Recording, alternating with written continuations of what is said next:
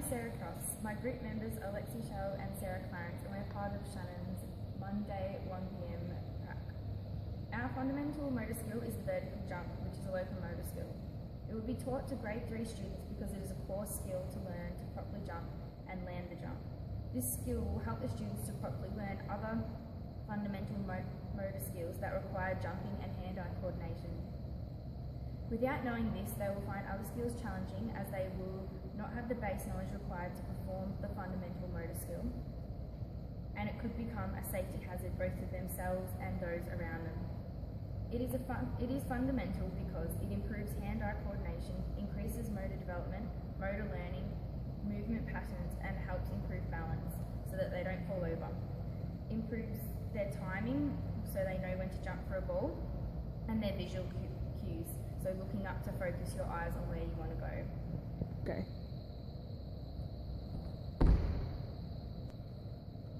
Certain modifications to, You don't need any equipment for teaching this skill, but to make it easier for the students, either have them standing on a line or have an X marked on the ground so that they have somewhere to aim for. This will help them to jump straight rather than forward. At the start, you could have a low bench for them to practice jumping. That way they can practice how low to bend down before removing the bench behind them and having them practice in an open space. Students spread out not too close to each other, all facing the teacher. The teacher starts up the front of the teaching space but can move amongst the students as required. A possible teaching space could be the school gym, because the floor will have already marked lines for the students to stand on, and it will be a flat, smooth surface. It is important to remember not to teach this on uneven surfaces because it increases the risk of injury and alters the probability of them successfully landing the jump, as they are not jumping straight up but from an angle. Go. Start them off with concentrating on how their feet and legs are positioned.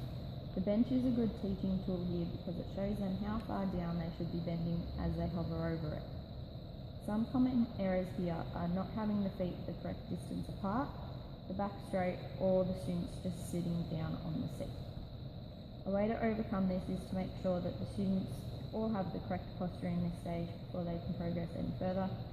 You could stop the students from sitting down on the bench by getting them to pretend that it is made of lava, or by making them have to do some sort of physical exertion if they sit down.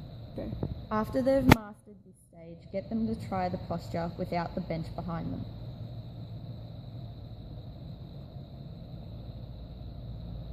Teach them what the balls of your feet are, then have them focus on balancing on that part of their foot as they crouch.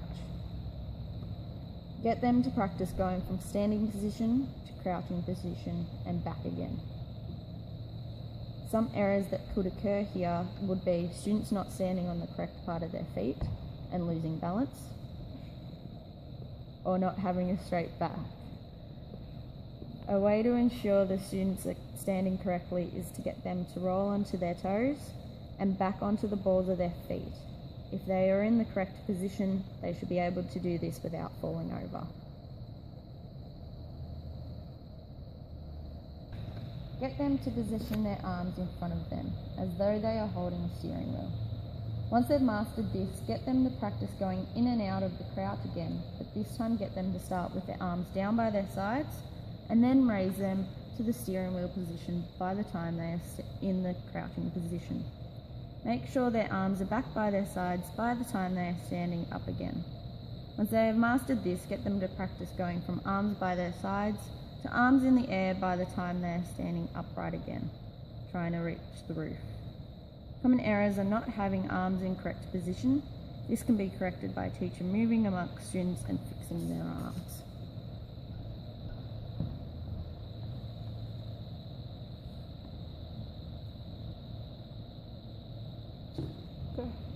Once they have mastered these steps, we can move on to the jump. Get the students to imagine that they are trying to push through the floor as they are coming up from their crouch, pushing off with the balls of their feet as they try to reach the roof. While they are doing this, they should be swinging their arms from by their sides to reaching for the roof. As they land, they should go straight back into the crouched position with their arms by their side. By getting them to do this, it ensures that they have their knees bent as they land. Go.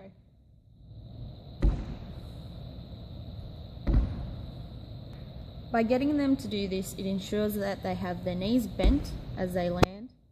This decreases the impact force on their joints and lessens the chance of injury.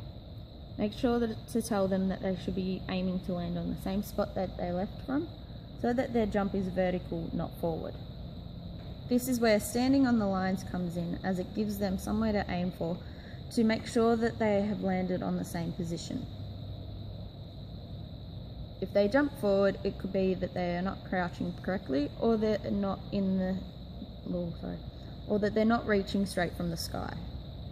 To correct this, go over the positions again slowly, so that the students can watch you, then get them to jump so you can see where they are going wrong.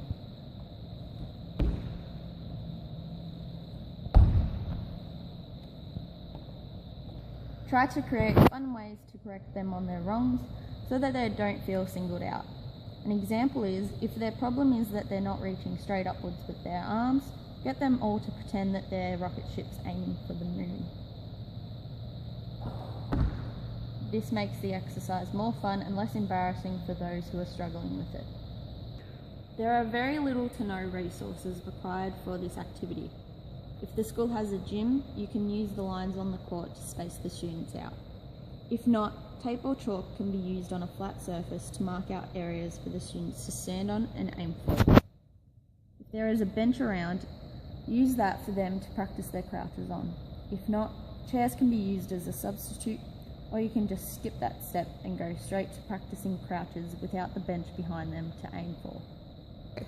As a conclusion to this activity, and to make sure that the students realise that this is the best and safest way to perform a vertical jump, this is an activity you could do. Ask the students to jump as high as they can with their head and eyes turned upwards, then looking straight ahead, and then with their head and eyes looking straight to the ground. This will help them to work out for themselves which is the best and safest way for them to execute their vertical jump.